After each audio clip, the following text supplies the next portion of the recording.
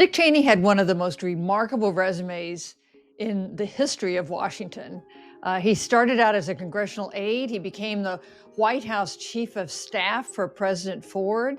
He served several terms as a House member from Wyoming. He was a member of the House GOP leadership, then Defense Secretary under the first President Bush, and then finally, of course, 2 terms as Vice President for George W. Bush.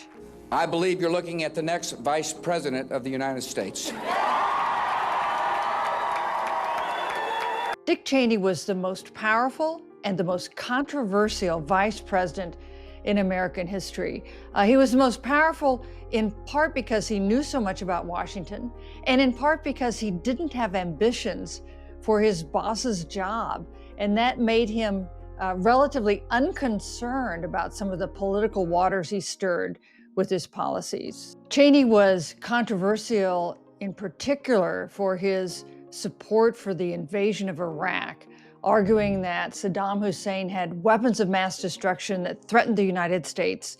That turned out not to be true, and Cheney's advocacy for the war, his belief that the war would not take that long or be that costly, and his support for measures against terrorism in the wake of 9/11, steps that some critics call torture, made him a very controversial figure indeed, especially for Democrats. The most remarkable thing about Dick Cheney may be the turn he took late in life.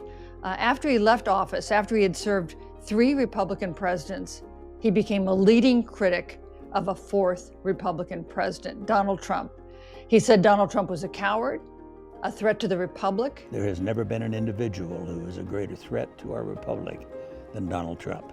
In the 2024 election, he endorsed Kamala Harris, a remarkable turn for someone who had been a leader of the Republican Party. And his daughter, Liz Cheney, herself a House member from Wyoming, became a leader in the efforts in Congress to impeach Donald Trump.